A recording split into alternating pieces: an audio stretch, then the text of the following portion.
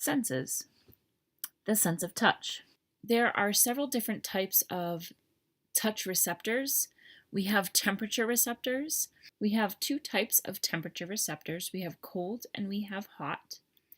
The cold temperature receptors feel between 50 and 68 degrees. Below 50 degrees, it's going to feel freezing. Then our hot receptors feel between 77 and 113 degrees Fahrenheit. Anything above 113 is going to feel as if it's burning.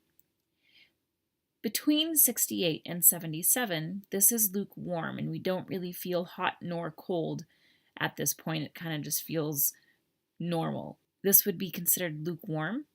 If you've ever seen somebody with a baby bottle that puts the contents of the bottle on the inside of the wrist, what they are doing is looking at the temperature. And if you cannot feel the temperature, if it doesn't feel hot nor does it feel cold, that's about the right temperature for a baby to comfortably drink that liquid.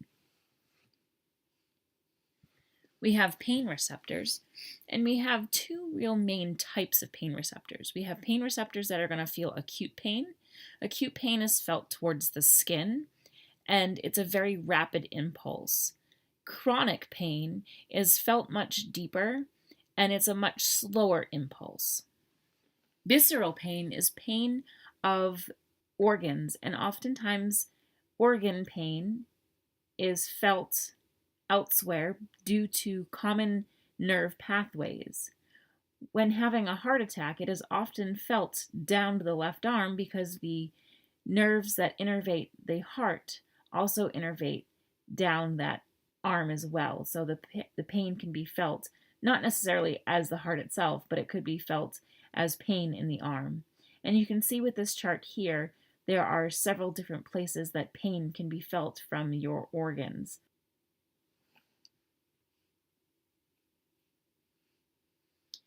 Pain is processed in the cerebral cortex. The cerebral cortex is the outer layer of the brain here. So this is the area of the brain that processes pain. There are natural painkillers. They're called enkephalins and endorphins. These are two types of neurotransmitters, and they help reduce pain. We have a couple different types of touch receptors. We're going to look at two. We have the Meissner's corpuscles. The Meissner's corpuscles are fibers that detect touch or light pressure. And then we have Pacinian corpuscles that are found a little bit lower within the skin. Here's the Pacinian, and the Meissner's are much more closer to that epidermis. So these are a little bit deeper. Pacinian corpuscles are feeling deeper pressure. Senses and the sense of smell. The sense of smell works very closely with the sense of taste. In the nose, we have chemoreceptors. These are nerve receptors that pick up the chemical scent. If you look at this picture here, you can see this is the olfactory bulb, and attached to that olfactory bulb are these nerve endings that come down into the nasal cavity. These receptors pick up different odors.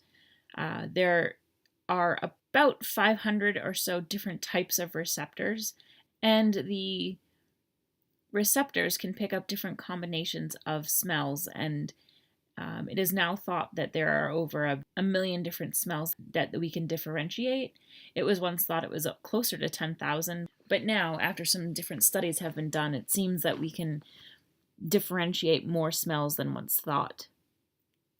Looking at the sense of smell in dogs have more scent receptors in their nose. Humans have in approximately the millions of scent receptors, where dogs have in the billions of scent receptors. This is a look at the senses and the sense of taste. The sense of taste works very closely with the sense of smell. We have several different taste sensations. We have the basic sweet, salty, sour, bitter, and ones that you might not be as familiar with are alkaline.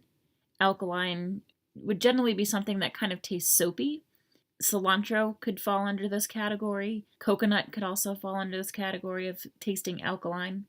Metallic. And umami. Umami is a taste of delicious. if you are eating something and you go, "Oh, that was delicious," that's the taste of umami. Many fats and salts can give the sensation of umami.